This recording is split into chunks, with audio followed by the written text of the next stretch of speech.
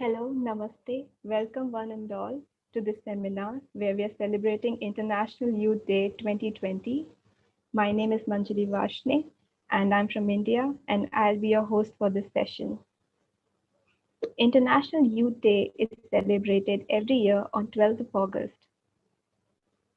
This day is marked by United Nations to celebrate youth worldwide who's working together, desirous to bring changes in their local communities as well as global communities.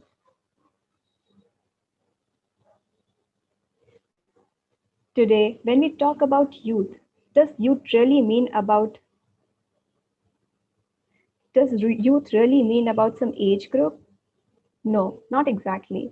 Youth basically is an idea. When we say youth, it means the energy, the zeal, the vigor, the enthusiasm, which we feel youth has, and that can be, you know, find in everybody, in anybody actually.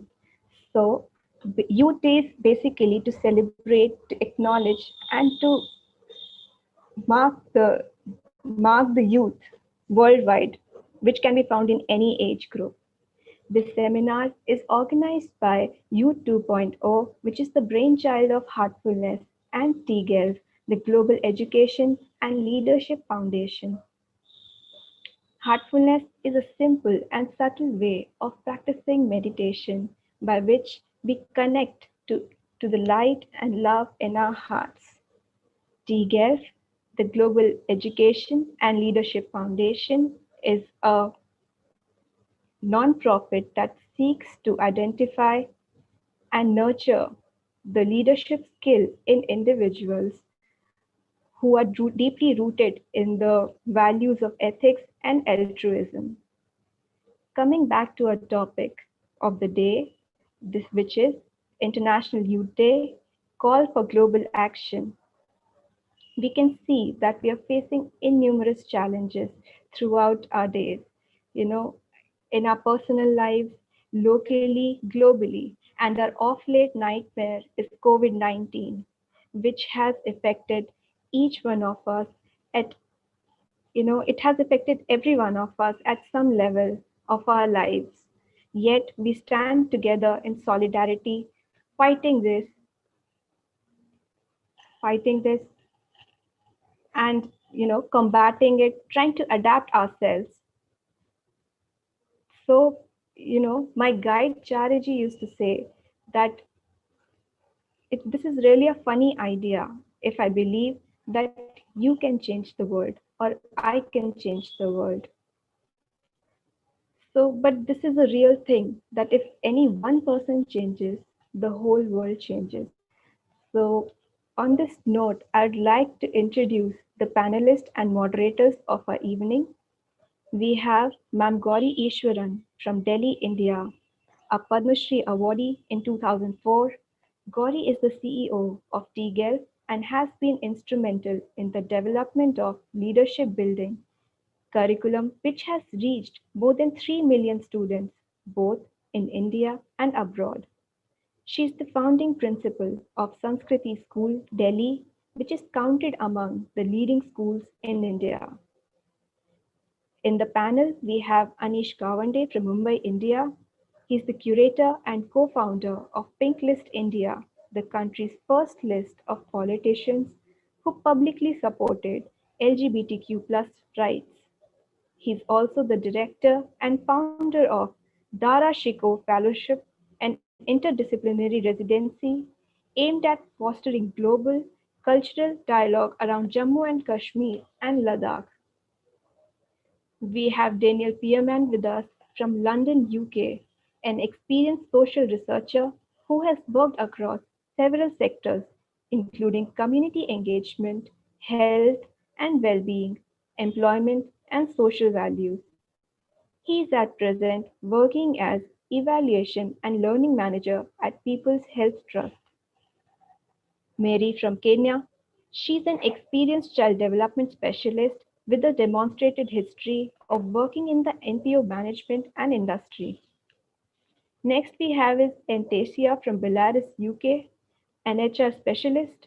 She has strong skills in organizing and managing different international teams, implementing new projects, developing research programs at country and international levels. And last but not the least, we have Amutha Aruvi Kanyamuthan from Malaysia. Aruvi is passionate about mental health, leadership, and has graduated first class honors in BSc Psychology from Malaysia. So I'm very, very confident that we are in very safe hands today. We are among some really big leaders and change makers with us. So yeah, they'll fill us in more on the topic of the day. But before really moving on to them, I'd like to hear from my audience first. So first, what I'd like to do is to go through an activity with you all guys, with my audience, and we'll do some icebreaker questions with you all. So this is very easy, very simple. We'll do some Menti questions with you. I'll ask you for a few questions. You can go to menti.com, this website. Please visit the website, and there will be a code with the question. Please punch in that code and answer the question. This is really easy and this is really fun, guys. Please participate. So, the first question we have is, if you could solve one global problem, which one would it be?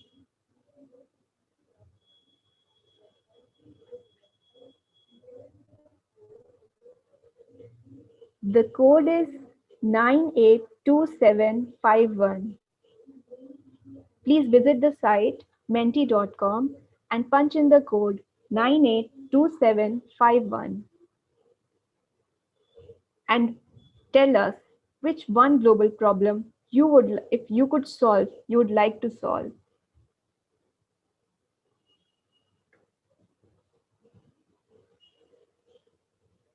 Wow, we have answers populating up.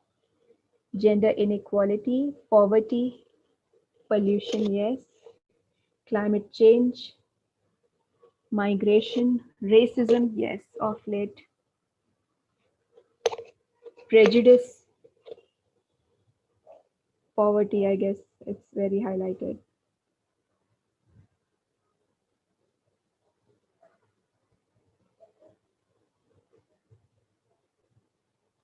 Violence, true. Uneducation, corruption, anxiety, terrorism, yes. Okay, now we can move on to our next question.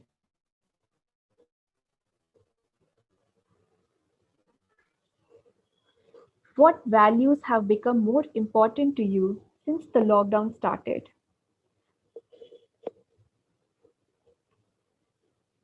What values you feel have become more important to you after this lockdown?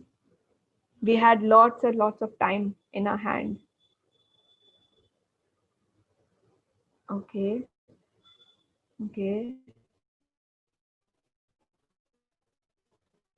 There is cruelty. This is not a value. Staying connected, yes, yes, it's very important. We are living in our homes, stuck up at our places, and we feel the need to be connected. Family, empathy, patience, health, very important. Yes, so many, so many. Thank you guys. Care, yes, care, compassion, gratitude, peace, changing self. Yes, adapting ourselves as per the need is very important. It's very important. So, on this note, I would like to call Ma'am Gowri Ishwaran to take this forward. Hello, ma'am. Thank you for joining us. Please Hello. fill us with your It's not going to thoughts. be me so much as our panelists. You've got a very Yes, bright true, young true, very panelist who true. will give us, we hope to learn a lot from them. Yes, Thank you. Hello, panelists. Anish, Arul, Mary, Dan, and Anastasia. why don't we do a quick round of introductions? But please take only 2 to 3 minutes just to state your name and what you are actually doing. So we'll start with Anish. So Anish, ready Hello. to go? I hope you can hear me. Hi, Yes. everyone. My name is Anish. I am currently the director of the Dara Shikoh Fellowship, an arts residency that does work in Jammu, Kashmir, and Ladakh. And as mentioned earlier, the founder and curator of Pinklist India.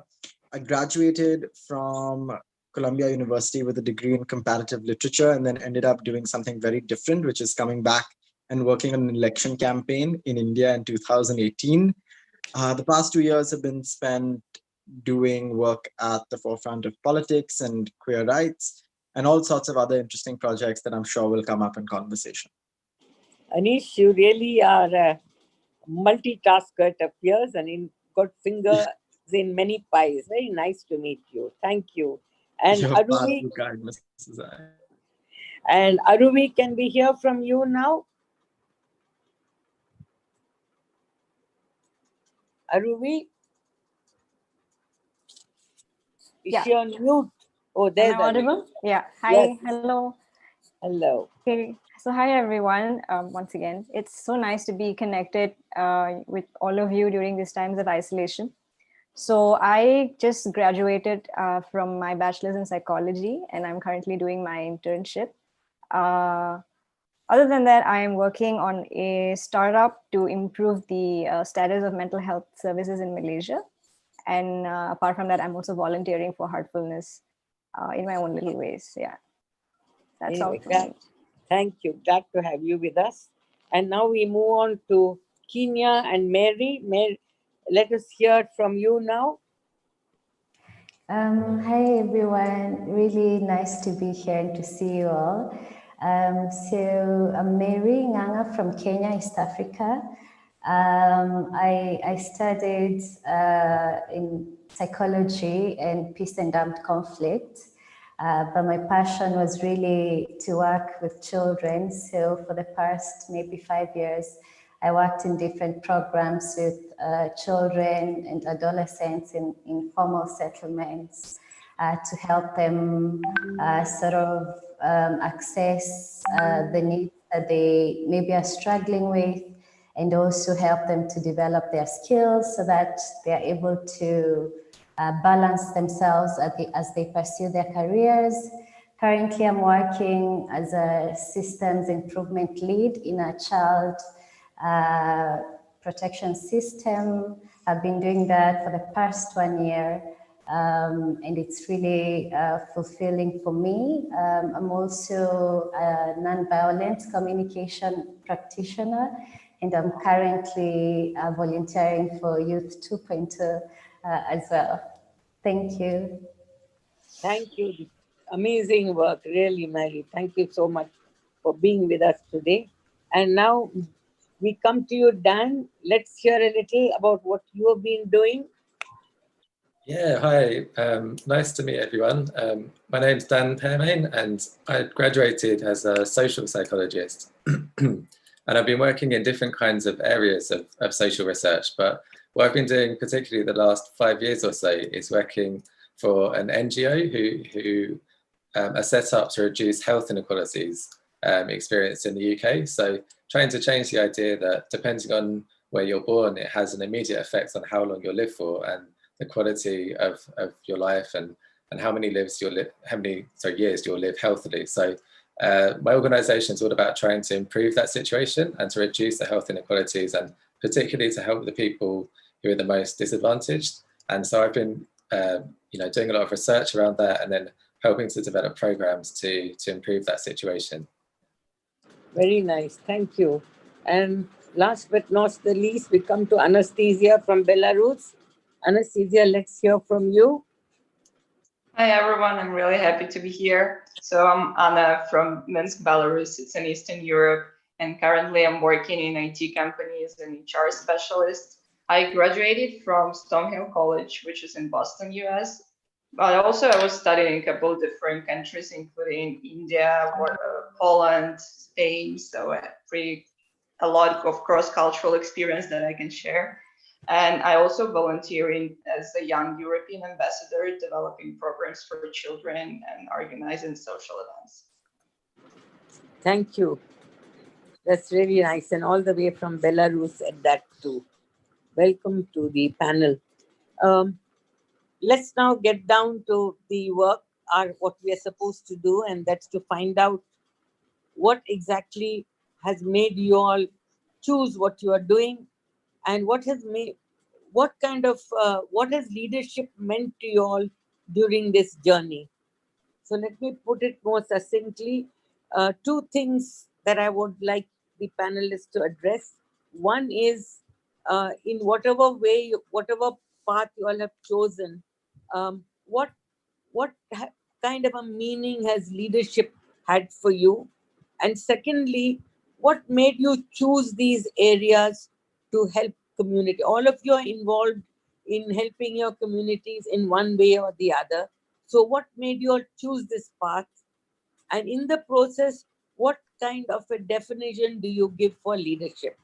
So Anastasia, shall we start with you, going in the reverse order? Sure. All right. So how I choose.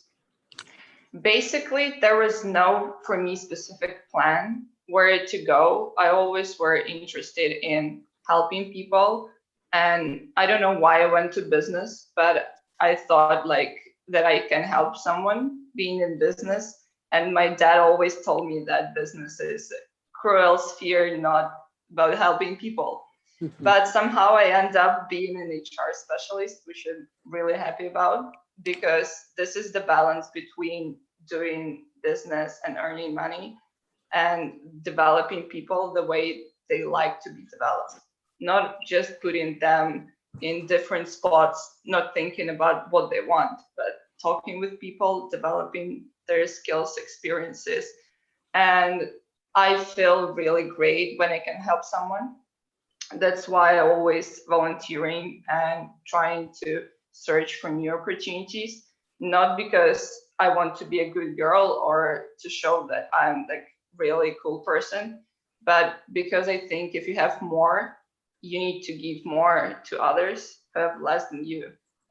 This kind of my philosophy and motto I'm living with. And I guess the definition of leadership for me is giving more than you receive.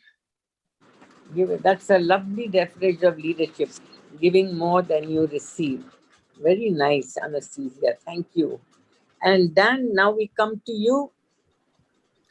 Yeah, so how did I end up doing what I'm doing? So I guess it was really about values. It wasn't because I want to do this exact thing. It was really about the value of trying to want to do something positive, and also just following my interests. So I've always been really interested in health and well-being, and particularly the well-being. It's like, how can we actually make our well-being the best it can be?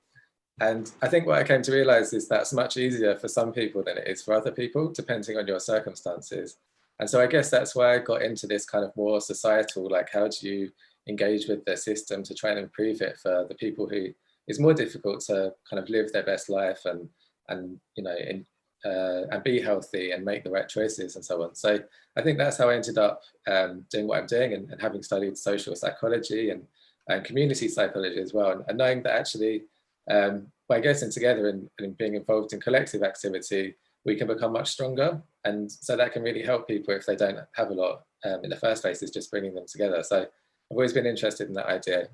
And in terms of leadership, I think what leadership means to me personally is about a kind of owning a sort of sense of democracy. So it's like trying to honor what people need and what people what people trust you to do and to deliver it. But I also agree that it's kind of about leading by example, like being someone that people can want to emulate and people trust and people want to be kind of guided by. So I think that's what leadership means to me. But I think it's about being trusted, being trusted to do the right thing. And unfortunately, we don't always see that in leadership in the world, but that's what I think it should be. Good, thank you. So trust is a very important aspect of leadership. So we have Anastasia saying we give you give more than you receive, and now you've brought in the issue of trust and setting by example. So leadership has many facets to it. Thank you, Dan. That was very, very interesting. And now we move on to Mary. Mary, your turn now. We hear the voice from Kenya now. Thank you. I think for me, leadership has been a concept that I've been sort of redefining since I was pretty young.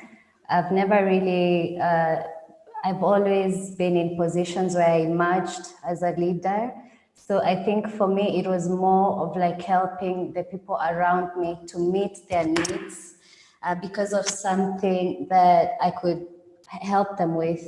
So basically for me, it's just guiding people to really understand what is it that they really, really need and how can they be able to meet their goals in an authentic way, or to just help them to meet them in better ways if that is challenging for them. So leadership for me is really being able to serve others and to help them actualize themselves. In terms of how I ended up doing what I was doing, I think at first I started up saying I want to just study psychology because I wanted to help my friends. I remember I was quite young, maybe 18 or something, and I had friends struggling with drugs, and I would try to talk to them, but it was so difficult. I didn't know how to do it without getting into it and being affected if they would regress. So I ended up doing psychology, and later on I realized there's more to it, and I chose to work with children because I myself had a difficult time growing up, and I was lucky enough that I transformed my values, my outlook to life, and I really wanted to give the same chance to other children. That's why I ended up working with children. Yes, thank you. Very nice. Thank you. And so we have another look, another definition of leadership here, that it is to empower people to do better and to guide them. Thank you so much, Mary. And now, Aruvi, it's your turn. Right. So simply putting it, like, in my journey of life, I've had experiences that made me understand that ordinary people can do extraordinary things when they're given an opportunity. And that goes to every leader, right? And for me, like, the three key factors in achieving that is to, first of all, have the right passion, the persistence, and the idea to give back in service, right? So I am very much driven by servant leadership, which is to serve the people in the best way that I can. So when we are talking about psychology and all that, there is an unspoken rule, because it is a stigmatized field of study and also a profession, especially in certain parts of the world, right? So when we talk about self-care and mental well-being, they look so viable on literature, but it got me thinking, like, how many of us actually buy in this concept, right? So all these kind of questions, let me define mental clarity from within, which made me take certain efforts to bring a shift into the mindset of people who are within my fair reach. So I went on to advocate to destigmatize mental illnesses in many ways, and to bring in the awareness that it is us who have to change before we go out there and change people. Because I think when change happens at an individual level, it's like a ripple effect, right?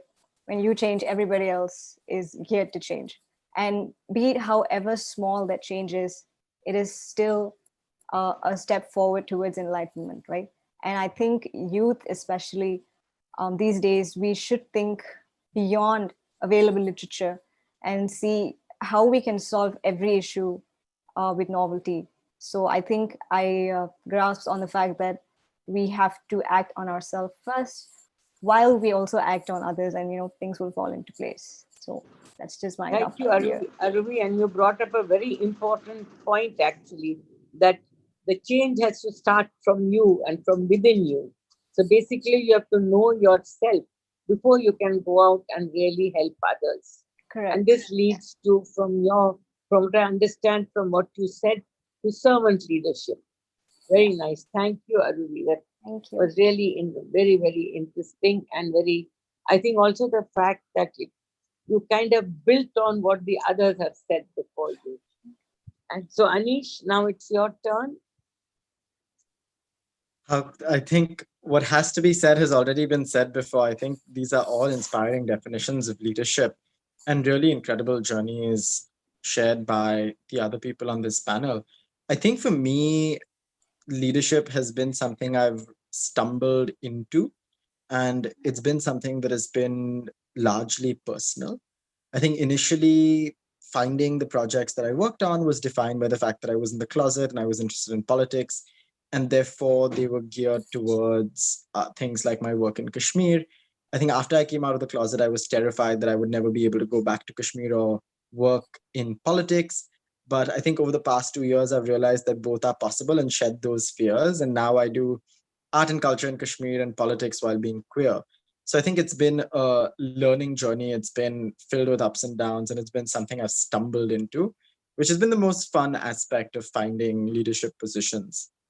I think for me, more than the definition of leadership, which I think has been covered quite eloquently and quite well by those before me, I think for me, leadership depends upon the values you bring to the table. And for me, the two important models that I live by are a politics of compassion, where you're leading with compassion, where you're leading communities with sort of grace and towards dignity, and a politics of accountability, where in any leadership position, whether it is defined by some formal structure of accountability or it's a charitable or a service oriented leadership position, you have to realize that you are accountable to the communities that you serve and you are responsible for your actions, even if it may be outside the realm of sort of official accountability. So politics of compassion and politics of accountability makes leadership for me. Thank you. So, going around the panel, we have been most interesting. We started with Anastasia talking about that you give more than you receive, and then Dan brought in the fact about trust and leading by example. And then after that, we had Mary who uh, brought in the other angles of empowering, that as a leader, you need to care and for others, guide and empower them. And then Aruvi brought in the concept of um, you change yourself, that you have to understand yourself before you can go out and lead others. And finally, you have brought in empathy and compassion. So, put together, we actually have I must congratulate the panel. You have brought out a very broad and wonderful definition of leadership. And thank you, all of you, for letting us know why you have chosen to do whatever you have done. But nothing in life really comes easy. And then you do feel multiple challenges. How does one deal with those challenges? What has your journey been like in meeting these challenges? So let us start this time by asking Dan the question. What are the challenges you faced and how did you deal with them? Dan? Yeah, so I guess there's different kinds of challenges. So there's the kind of challenges of like achieving and getting jobs and kind of progressing, and they're kind of personal challenges that you have to set for yourself and develop and learn. And it's kind of in some ways I think they're difficult challenges, but they're more manageable. I think the most tricky challenges are the ones where it involves other people. So it's like if you disagree with a colleague or there's something which is some kind of situation in the workplace that really annoys you or makes you angry. So I think they're the challenges that I think are the really difficult ones. Sometimes on a day-to-day level, you disagree about how to take something forward with a colleague. And I think in order to overcome them, or in order to overcome anything where it doesn't go as you believe it should have, I think you have to first ask yourself, what can I learn from this? Instead of like, why didn't it happen the way that I thought it should have? It's trying to create a space to take a step back and reflect and think, well, what can I learn from this? Try and be more kind of humble, I guess, when things go wrong, and just try to try to see what it is that you can learn from the things that do go wrong, because then it can always become a positive if you're able to do that, instead of kind of building up a lot of thoughts and emotions about why something didn't go as you wanted it to. So yeah, I think that's been one of my biggest learning points. And always to be polite and respectful, and try to kind of create a kind of soft atmosphere when you're engaging with people, especially if it's around something that could be more tense or more controversial. It's like trying to maintain that harmony with people. Is what I've learned is really important, even if you disagree. So, yeah. So you haven't allowed challenges to hold you back then? Oh, I wouldn't say that. I think everybody has challenges that pulls them back. But I guess it's knowing that, having gone through that process lots of times, is knowing that the best thing that I can do is to admit that I might be wrong, and to think about what I can learn from it, and then try to grow and to become better. Because that's the only way that you can really make challenges work for you, is by trying to think what I can learn from them. Yeah. Thank you. That's very nice. So Aruvi, how have you met with challenges? How have you managed to deal with challenges? Right. So for me, challenges usually, spring up in the middle of when, I've planned for something and, somewhere along the line it doesn't go the way I wanted it to go like. So I always, a friend of mine told me that, she says, Aruvi, there are a few things in this world that you can control and a few things which you can't.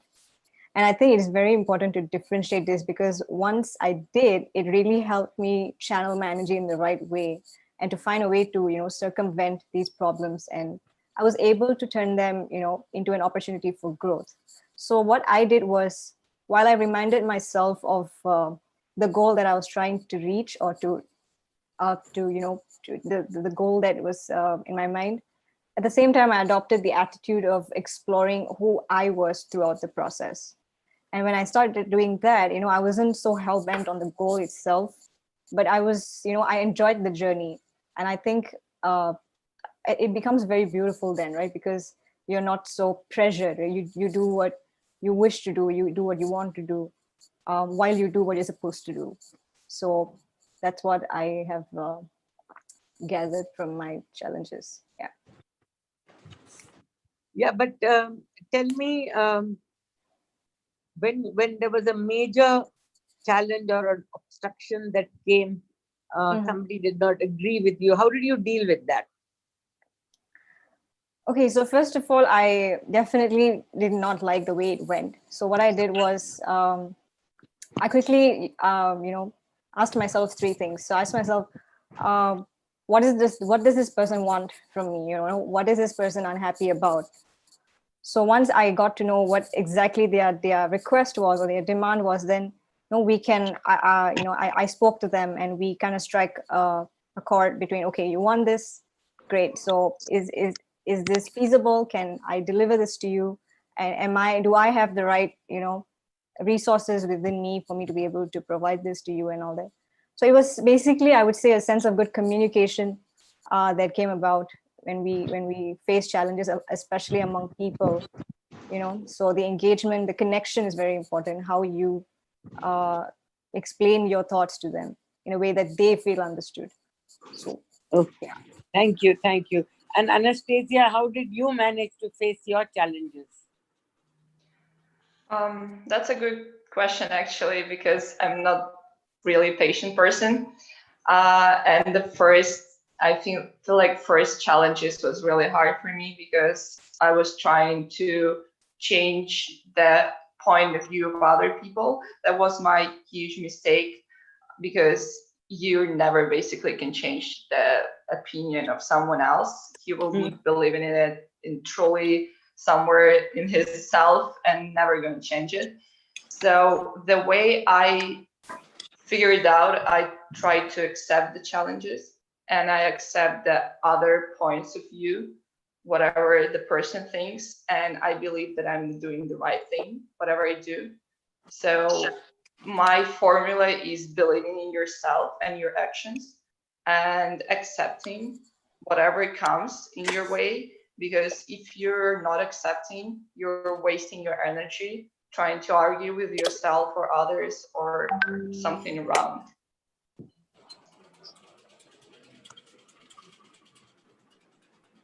Thank you, Anastasia. Belarus having the kind of problems you're having after all your elections. Yeah, Has that been a big challenge for you as well? that's a huge challenge because my people are suffering and I'm suffering also because people are beating up for just civil protests.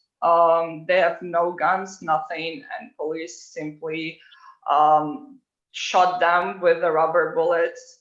And a lot of my friends now are in prison. So I'm trying to be strong and doing what I should do.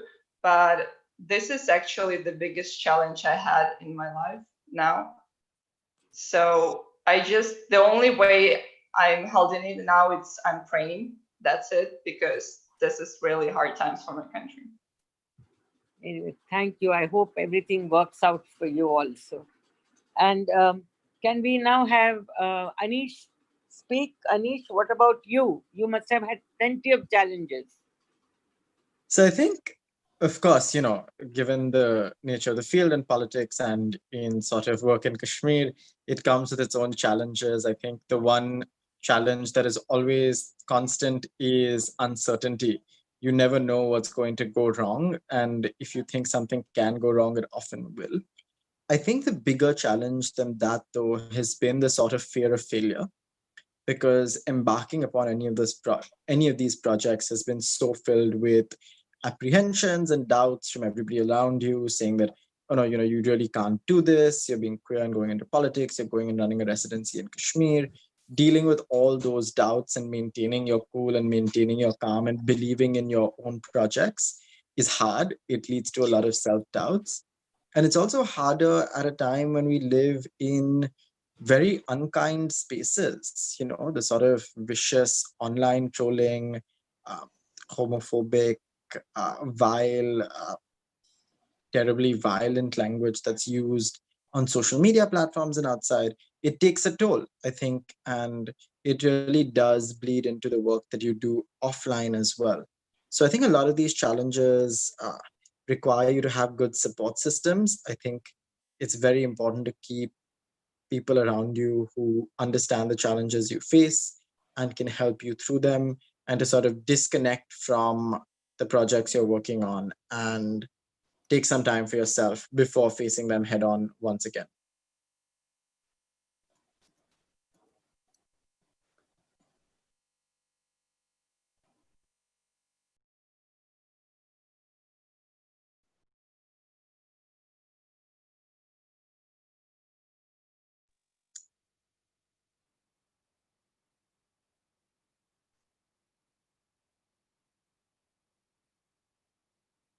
I think you're still on mute, Mrs. I. Oh, okay. I don't know Yes. how I went on mute. Can you hear me now? Yeah, so Mary. Thank you. For me, I think my challenges have been both personal and also challenges that come up during my leadership journey. Personal. Yeah, I can't hear you, Mary. I think, are you on mute? I think the connection might have gone. She seems to have frozen, so maybe we should move on and come back. I'm not sure. So Mary, we can't hear. Somebody can help us? Emma?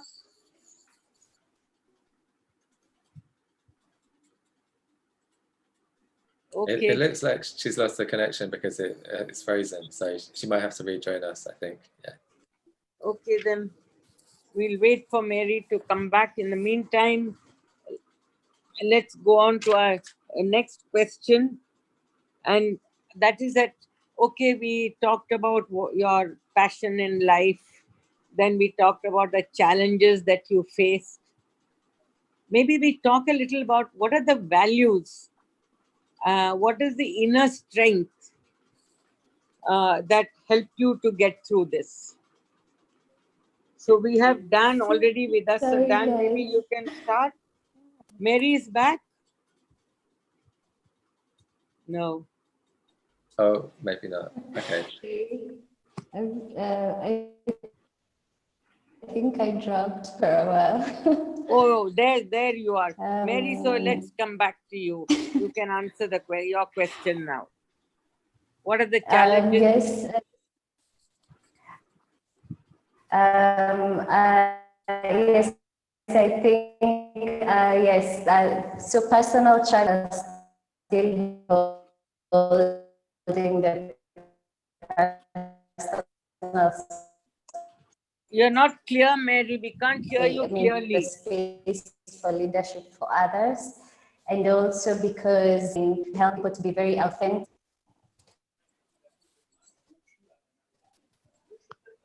Oh, you're frozen again.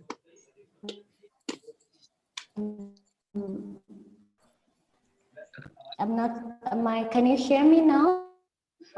We can hear you now. Yeah, it might be best to do it with the video off. Sometimes if you don't have a good connection, it works better to have the video off and then we can hear you more clearly. You can try that. Or should we go on and come back to Mary? Should I? Yeah, I go think on? we'll Yeah. wait for Mary to come back. So Dan, in the meantime, if you could talk about what are the values that helped you meet your challenges and make your way. Yeah, so I think, I think a really kind of simple value of a personal nature is just optimism. I'm an optimistic person, you know. I've got a really strong belief, and I can't really say exactly where it comes from, but I've got a strong belief that things will turn out okay. And so actually whatever happens to me, that's really strong in me. So that's really helpful in a personal sense to have that. But yeah, in terms of actual kind of values that support me, I think it's more about the kind of value of democracy and sort of things being democratic, and again, a sort of sense of justice and fairness. And I think you can use those sorts of values to help you navigate through things. As long as you kind of stick to these core values, like I will be fair, I will, try and do the right thing, I will, I think everything will turn out okay in the end if I just stick to my course. Then I think that's the way you navigate through things. And I think it makes you stronger as well. If you try and face a challenge from a place that you're strong in your values on, then it makes it easier for you to maintain your position. Whereas if you try and do something where you're not feeling comfortable because it doesn't reflect your values, then automatically you become much weaker. So that's why I think it's really important to kind of know your values and then use them for your own benefit to kind of navigate through whatever challenges that you have. Yeah. Oh, I think you're on mute again. Go mute.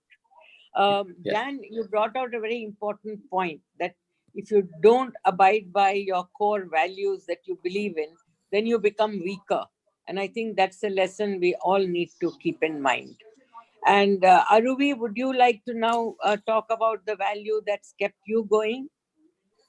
Yeah, so I basically carry a very simple formula for life, right? It goes like this. So it's effort plus resilience plus love, which is equivalent to growth, right?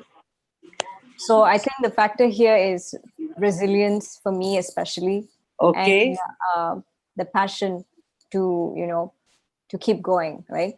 Because I think resilience really works. It's not like inborn. You can develop it, so anyone can use it, and it is really helpful when you really you need to surpass something, and when the challenge is something is unexpected, you can develop these resources and you can go on with it. And also I think it's very important to recognize your success before moving on to the next challenge, because I think that kind of gives you the motivation to go further, take a bigger leap into your next agenda. So yeah, that is something. So those are important values you brought out, were resilience and passion. So yeah, that's what kind of keeps you going. correct. So now, Anastasia, what about you? It's actually, I don't know about like core values, but I always were like, I'm basically motivated by my dreams. And when people are asking about my values, I'm telling about the dream that you have and the moves that you make towards this dream. So it's like constant movement towards something.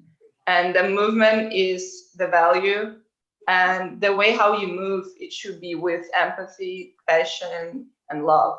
So you don't crush everything around yourself to achieve your goal. You're moving, creating something better, and achieving your goal. So you're not only benefiting from it, but you're making other, like the society, better. That's how basically I live all of my life. So empathy and love is what has kept you going then. Really, that's very nice. Thank you. And what about Anish? And I think for me, a belief in sort of radical equality and this idea that standing up for the rights of somebody means standing up for the rights of everybody, and therefore keeping a commitment to ensuring equity and equality in everything that I do, right? And ensuring that it isn't discriminating on any form, and that any organization I work with or a leadership position that I am a part of is equally strict against all forms of discrimination and marginalization, be it on the basis of ability, be it on the basis of caste, religion, any or sexuality, any of these axes, and a commitment to equality and the upliftment of everybody. So it also comes back to empathy and compassion, isn't it, Mhm. for everyone? Very nice. Thank you. Any chance that Mary is back? I think we'll have to just move along without her now. See, we No, have no, I'm gone. I think here. Mary is Oh, back. Mary, you're back. Come, very good. Come on. So now let's hear from you. What are the core values that have kept you going and what you live by? I think for me, it's more of creativity and the courage to do things differently within systems. I really do appreciate that because it creates a space for people with new ideas to find a space where they can grow, and also inclusivity when working with people so that you can listen to different people and what their views are, and also be compassionate enough to get through differences and any challenges that you have. Thank you. Thank you. So from what all of you have said, it's very clear that the values that have kept you all going has basically been empathy, love, compassion, and commitment. And those are the things that give you all resilience and the ability to overcome challenges. But we have a lot of young people who are probably listening to you all, or you are the role model for them. Tell me, and constantly I'm being told that the change makers of the world will be the youth. What is your opinion on that? In what way will young people be the change makers? So we can start with Anastasia this time. Anastasia, in what way will young people be the change makers and have global impact? I guess in all ways, in all possible ways. We're changing the world now. The way we're saying our values, the way we're telling other young people what we're doing now. So basically, our main goal now is spreading awareness and telling our stories. So leading by example, that will be the right way to say that we're changing the world by our examples. Someone will be graduating from university and be the famous scientist. Someone will be the famous actor. So we're moving towards our goals, that way changing the world around. Okay, thank you. Anish, what would you like to say? I think I agree absolutely. I think we're in a very unique position today, especially, which is very reminiscent of 1968 almost, where you have young people across the world standing up and speaking out on a range of issues, be it Black Lives Matter in the US or recently with the EIA draft, which is the environmental rules in India, where you had young people sending in almost 1.7 million submissions to the Environment Ministry, to other young people picking up causes and standing up for things and values they believe in. And I think today more than ever, young people refuse to be silenced. And in a post-COVID world, we're going to see young people demanding a seat at the decision-making table and really driving change in more ways than one. Thank you, Anish. And Mary, what do you think? For me, I think that the youth of the current time has grown up during a time where we are able to access people from different parts of the world. And so we've been raised differently and we have access to so many different kinds of perspectives.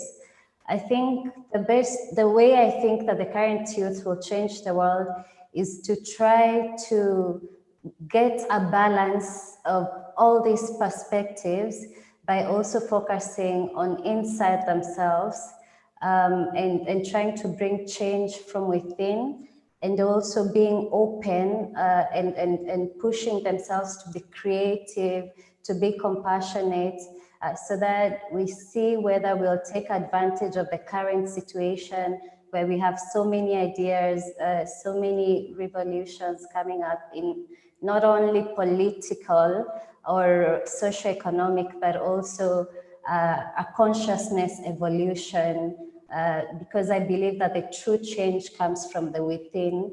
And I believe in that life is about energies and frequencies. And the more we change from the within, the more the world will change at a go. So that's my perspective. So your advice to all young people is that they must start that change from within. Is that, yeah? Okay. And Dan, what is your perspective on this?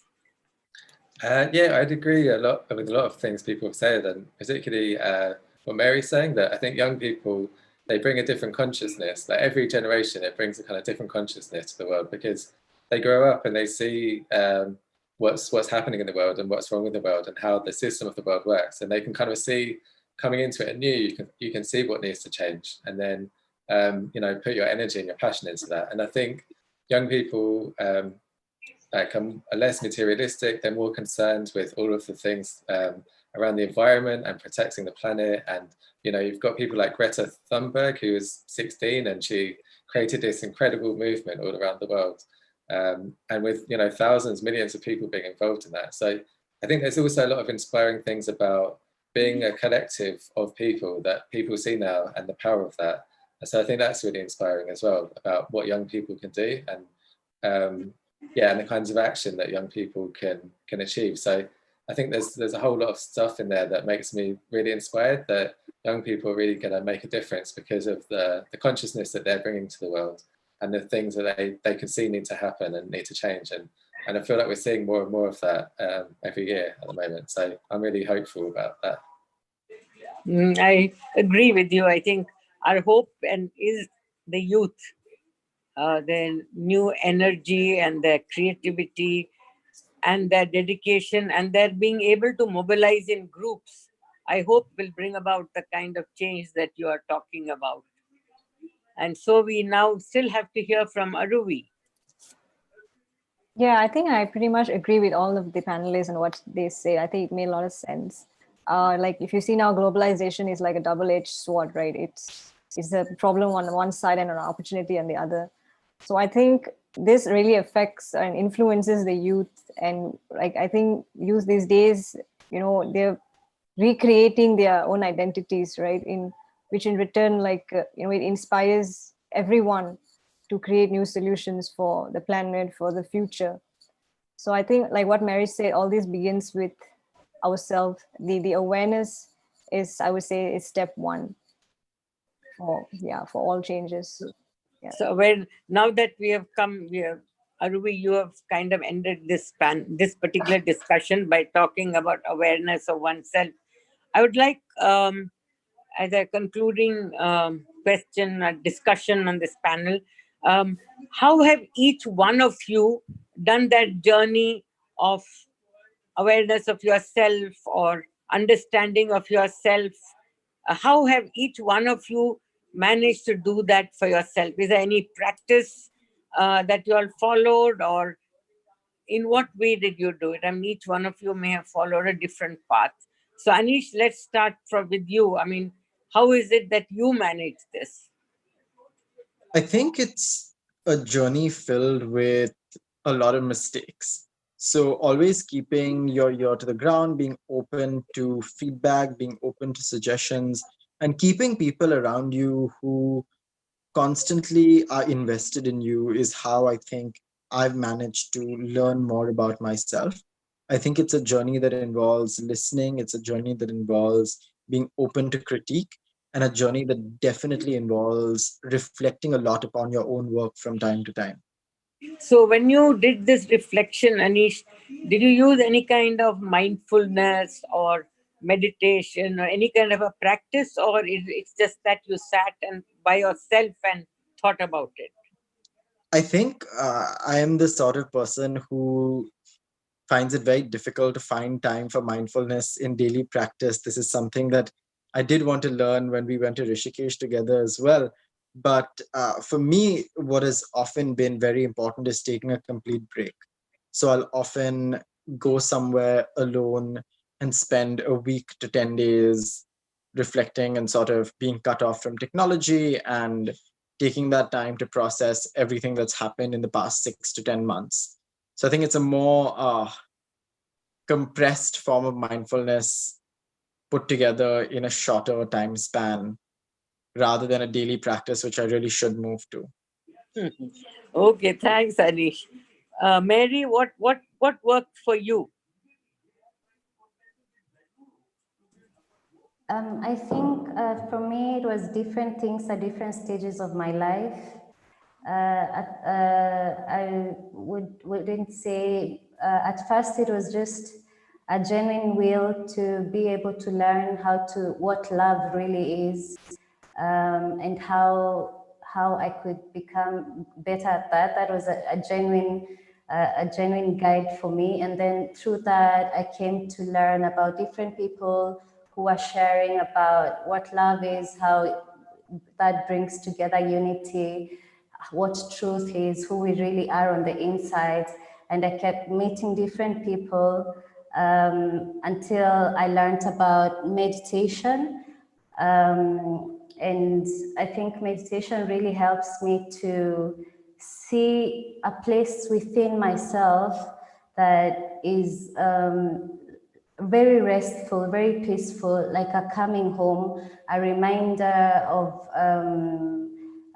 that my identity is not necessarily what I picked up growing up, which might have been the cause for many challenges that I was going through, either whether it was mentally or trying to balance everything or identity, you know.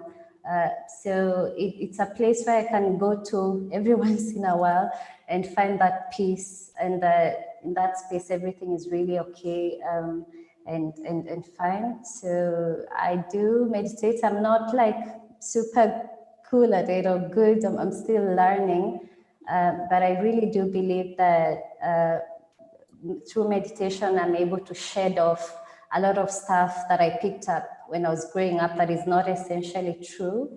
And it gives me a lot of peace and helps me to become who I really want to be. Do you Yes. meditate every day? I do. I never used to meditate every day, like let's say 3 years ago. Even today, maybe I don't meditate every day, but I do it more often because I've always looked for meaning in my life since I was very, very young. And for the past 2 years, from people that I really, really love and trust, they say that meditation is really important to help us get the essence of life. So I do try, and I also am in a community of Heartfulness, and my initiator gets in touch with me every once in a while. So I do meditate often now. Yeah. Oh, thank you. And Aruvi, what about you? Yeah, I think my story would be akin to Mary's. I also meditate, but I've also learned a lot through my own experiences, my own failures. I had the difference is just that earlier on I had the knowledge of what I was doing was right or wrong. But now with meditation, I think I have gained a greater sensitivity, before I do something that is, probably not inappropriate, maybe, give me the awareness that, you should do this instead of, going and trying it out and then failing and then learning. Probably if you try a different approach, then, it saves a lot of time, a lot of effort. So Oh, that has really helped me. Yeah, so meditation has become a part of your life, really. correct. Yeah. All right, Anastasia?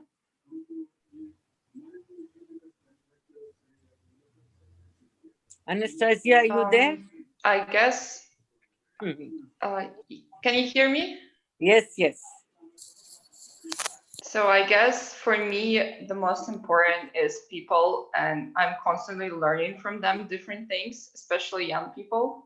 So this is kind of joint power, as I called it. So we're all learning from each other, and that way we're getting stronger. As about meditation, I'm meditating since I was 18, and Oh, I'm within this mission. When I was 6, I was first time visiting India. So that way it helped me a lot in really hard situations, especially now. This is give me more emotional balance, more power, mental strength to overcome the difficulties and to support my neighbors and friends. good. So meditation once again has come to your aid. And so Yeah. we have the last word now. So Dan, you have the last word. Yeah, so I'd agree that I've been a meditation trainer for Heartfulness for, I don't know, almost 7 years or something, and done it even longer than that. So meditation's been like a really big part of my life, and being able to kind of navigate through life for a long time. And I think the main thing is it just gives you this sense of peace that you can return to all the time. So whatever happens, then you've always got this kind of reservoir of peace that you can return to.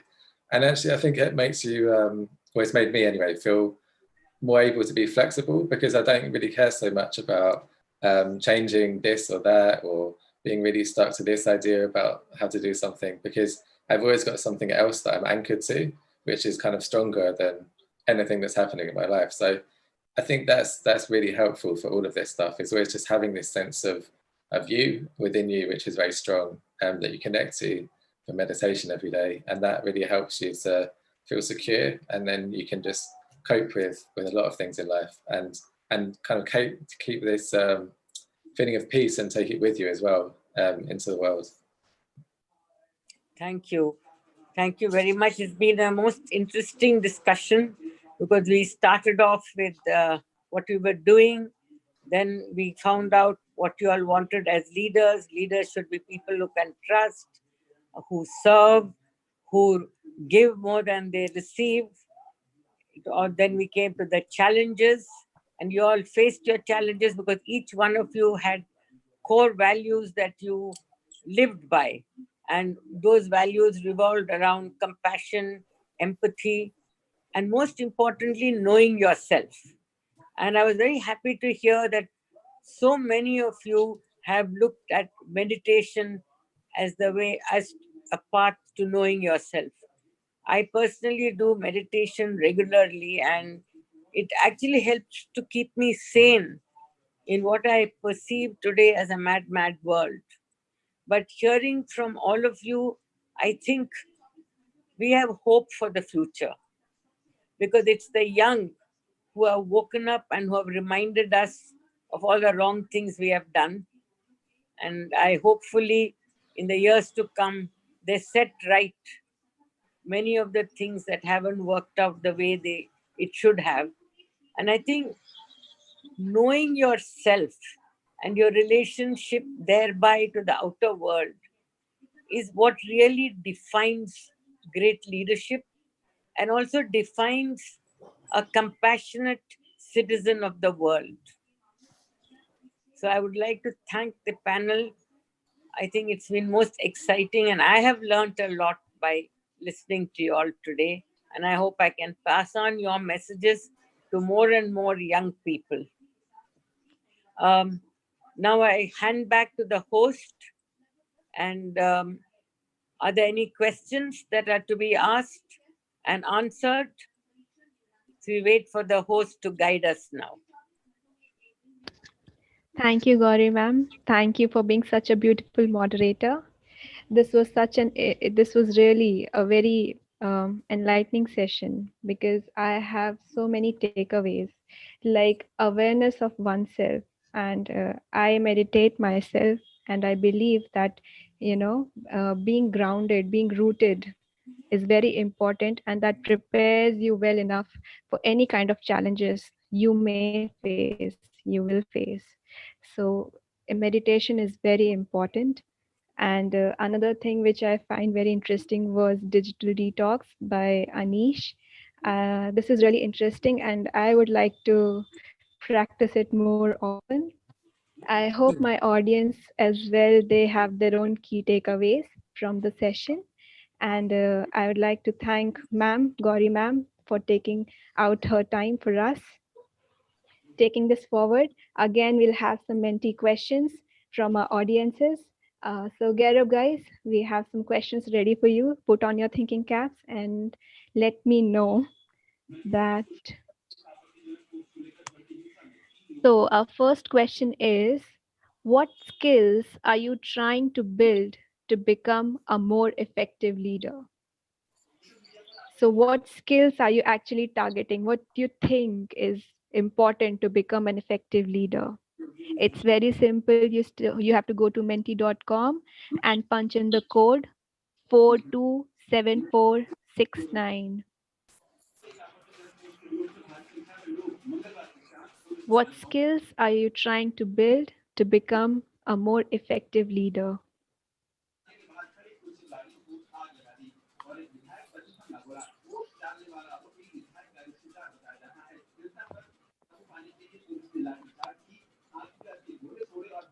Let's wait for the answers.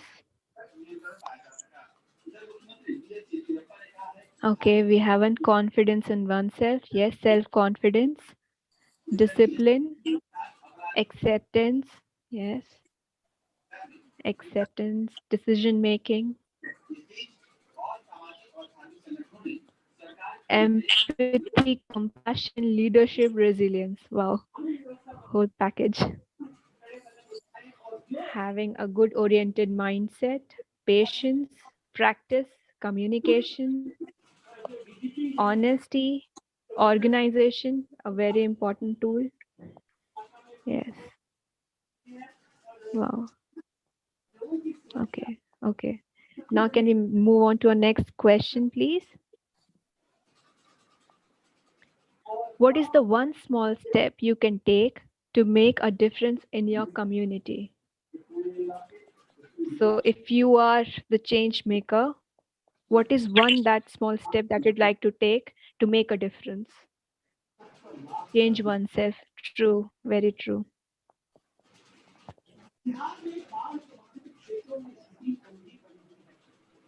Find out who your elected leader is. Yes, we should choose a leader wisely. Be more kind and humble, being different. Be the leader and take the first step. Integrity. Meditate. Yes. Self-awareness. Compassion revolution. Self-realization. Awaken the youth. Wow. Wow. So many. So I think this is a very healthy discussion where the audience also interacts and the panelist also, there is exchange of ideas. So I think this two-way communication is very healthy. And taking this forward, I'd like to move on to our next thing on our schedule, which is question and answer session.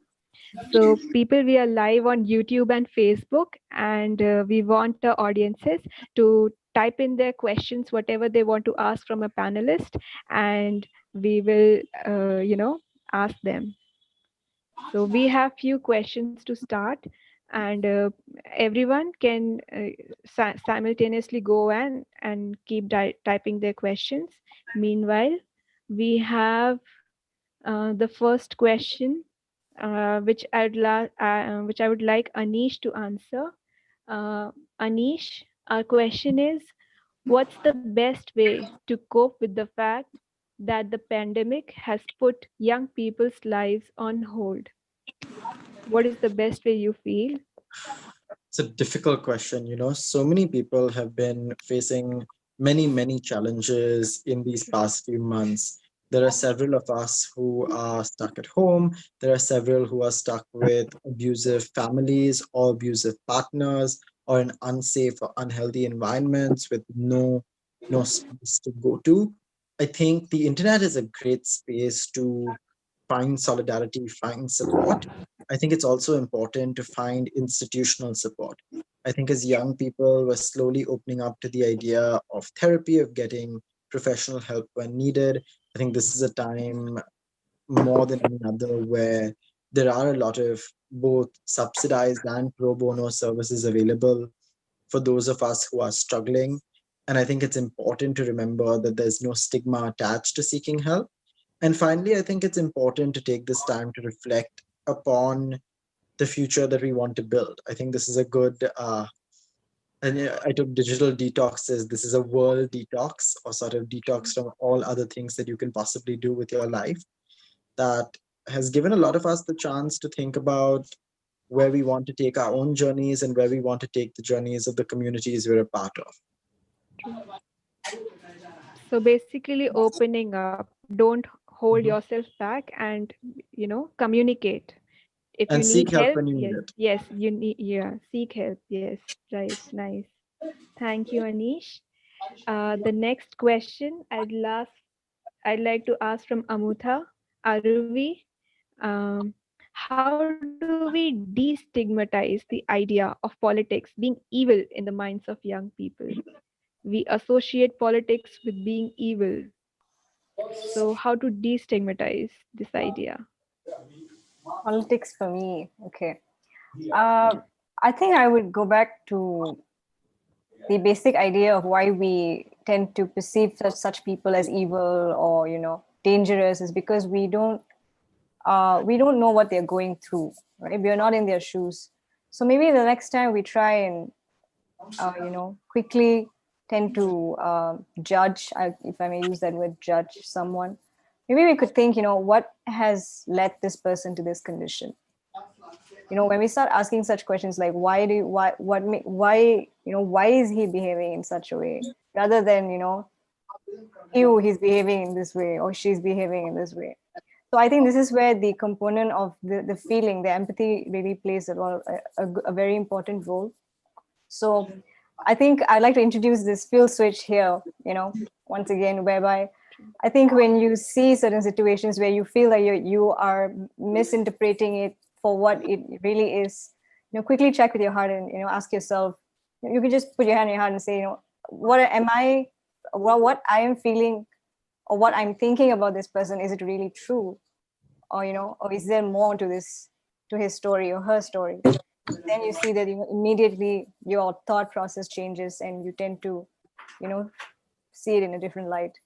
So that's what I say, quickly connect to your heart. That's the only way. Yeah, thank you for beautifully equipping us with a field switch.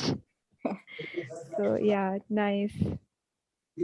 This is really, prejudice should be removed from our thing, right? So, and if we remove that biasness from our side, we can really see what actually this is. Empathy is important.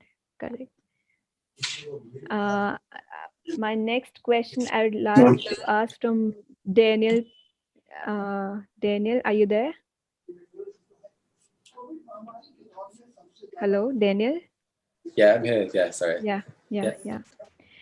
So the question from our audience is leadership a position? If yes, how you can how can youth lead where high positions are hard to come by? Sorry, Do could you you just think repeat the leadership start? is a position? Oh, leadership is a position. Okay. No, I definitely say that leadership is not a position at all. I think leadership is about a set of qualities that you can bring to any situation. And I think you can even see it happen sometimes in situations where there's people who are much more senior, but the people that that are looked for leadership, or people gravitate from, is somebody else. It isn't necessarily the most senior person, because they've actually got the qualities of being a leader. You know, they're trusted, they're humble, they're you know, people believe in them, they lead by example, they are compassionate, you know.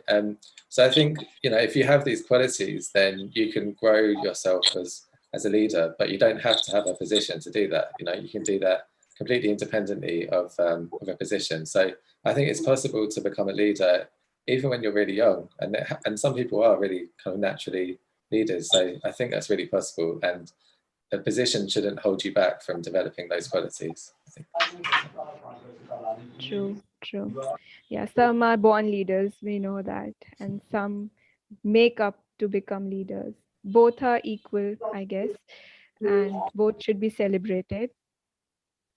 So leadership is not should not be stuck up to some position. That is what we have here. Now, our next question I would like to ask from Antasia. Antasia, hello.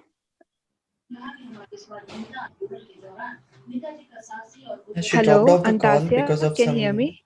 She dropped off the call because of some network issue. Okay, no problem. So next, can we ask this question to Mary? Mary, are you there? Yes, I'm here. I'm here. Yeah. So our question to you is, how do you handle disagreements with your coworker? This is very common we face in our day-to-day lives. How do you handle disagreements? I think for me, the way I do it is to try and understand what need the person is trying to meet. Let's say if maybe I'm having a disagreement with somebody, what need are they trying to meet? Because often, sometimes you meet that if you're in one space, that you might be wanting to meet the same need, but it's just the strategies that are different. Am I audible? Can you hear me? Okay. Yes. It might be just the strategies that are different, and to sort of just take some space and allow myself to listen to the other person first and see where they're coming from, and maybe if we can try and solve the solution. The disagreement with using another strategy that we could both agree on. And if that's not possible, I think I take time before coming back to the situation to sort of get clarity on my own and to find my own peaceful space before getting back to it. Wow, beautiful, Mary. Nice. So basically giving chance to others to speak by listening them first, and taking pause and reflect, and then, to take forward the decision, the action. Okay. Our next question is for Anish. This question is from Kin K Mon Win. I'm sorry if I pronounced it wrong. The question is, how do you continue to grow and develop as a leader? How do you maintain that continuity to grow and develop?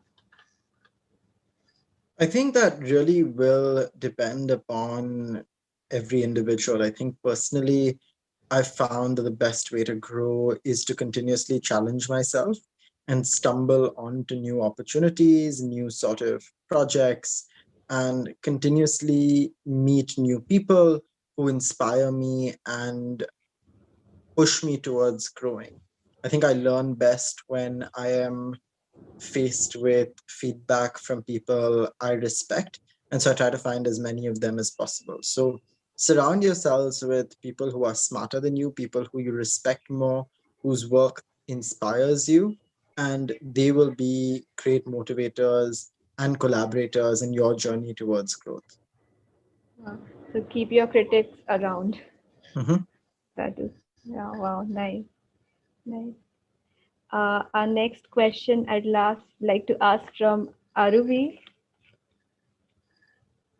How can we build stronger relationships? This question is from Sanjeev Sharma. He's asking, how can we build stronger relationships? Aruvi?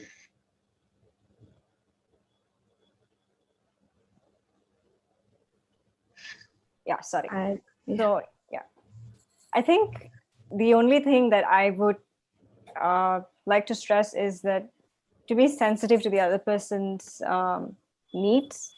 I think most of the times when our needs are not met is when we kind of, go off the hook and go crazy.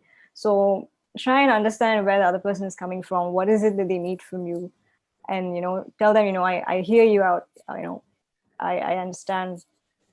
So I think that will really ease, the communication itself, right? And thereafter, if you're genuine, then yeah, it reflects in your attitude and reflects in everything that you do. So yeah, be sensitive is my point. Yeah. Okay. So basically, it's like trying to connect with the other person. Try to understand him and try to connect with him. Yes, that will definitely build our relationship stronger. Yeah.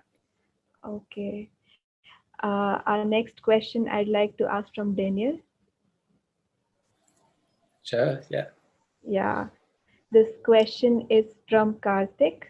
Karthik Singh. He's asking, how can one build the networking required for advocacy and activism when one doesn't have the position or privilege or politician affiliation?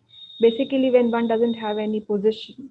So how can we build the network required? Yeah, so I guess from what I know about from my own background, there's different kinds of methods that you can use that might help you with this. So there's one thing called community organizing, which is a whole kind of approach which has a methodology. And basically what that means is whatever it is that you want to promote, to kind of start advocacy about, what you need to do is you need to find other people, however you do that, whether it's friends or colleagues or friends of friends, but you just need to find a group of people who have a shared interest in the thing that you want to push up somebody's agenda. And then from there, you can start to kind of think about what is it that we want to change, and maybe you can start a kind of petition, or, I think when you don't already have the networks, the best thing to do is to kind of start conversations with people, find out if other people share a similar perspective. And then by working together, you can actually build a bit of momentum. And with politicians, it's particularly, they'll always respond to pressure. So if you can show that enough people care about something, then they will respond to that, I think, generally.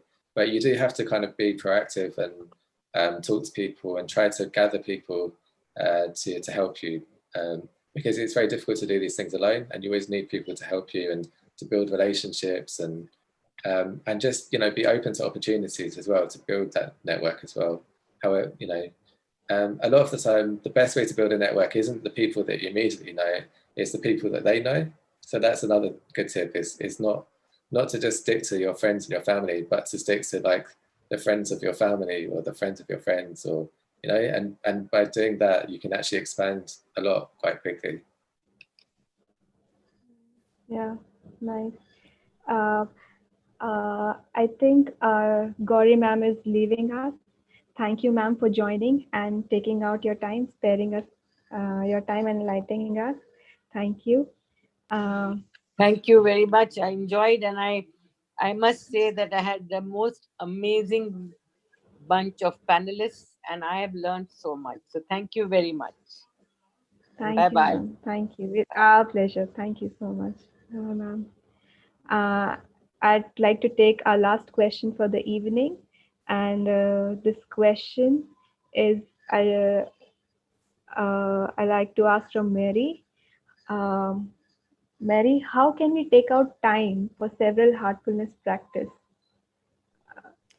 Pardon? How can we take out time for our heartfulness practice, for our meditation, basically? If we want to, our lives are very busy and everything. So if we want to practice meditation, everybody faces the difficulty to be in, continuity to, I So Yes. how can we regularize our practice basically? Um, I think what I would like to say is that the best thing is to sort of observe yourself. You could sort of do a journaling through your journey and see, because we all have different needs and we all have different points of weaknesses.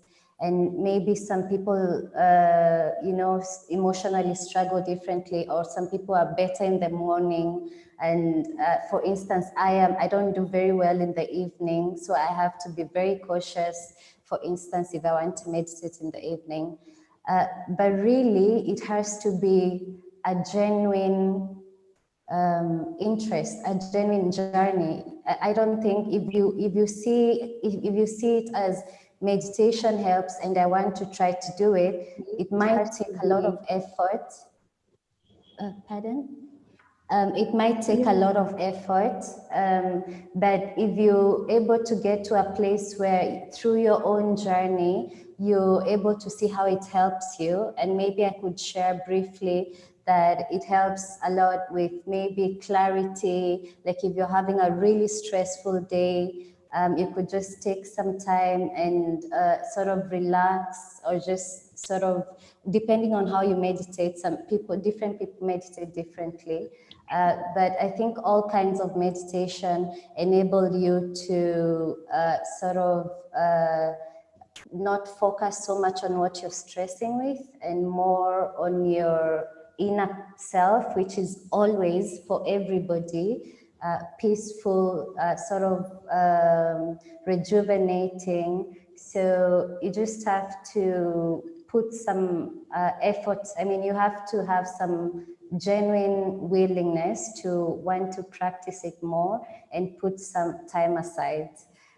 Because that's what I learned over the years. I was always saying I'm gonna meditate and never doing it until totally understood, oh, this is how it helps me. If I'm having a stressful day and I take time away, it helps me to get more clarity. It helps me to connect to people from a more pleasant place, more happy and peaceful place, even if you're having a conflict. So find a way that meditation works for you, so that every time you need it, you will know that it can work. Yeah, that's what I would say. Yes, that was one beautiful answer. You see how it works for you. Do your experiment, and you'll find the interest. You'll see if it benefits you. You'll do it. Basically, it's like a self-investment. If you'll invest, you see the benefits, and you'll come by yourself, seeing it how fruitful it is. So, thank you, Mary. And this brings to the end of our seminar. And I would like to extend my heartfelt thanks to you 2.0, Heartfulness, and tGELF for coming together and organizing this wonderful session for us. Our panelists, thank you so much, people. Thank you for enlightening us. You people are the really change makers who are examples for us and inspiring us. Thank you so much. And our IT team, everybody, our coordinators who have worked really hard to make this possible. And last but not the least, our audiences.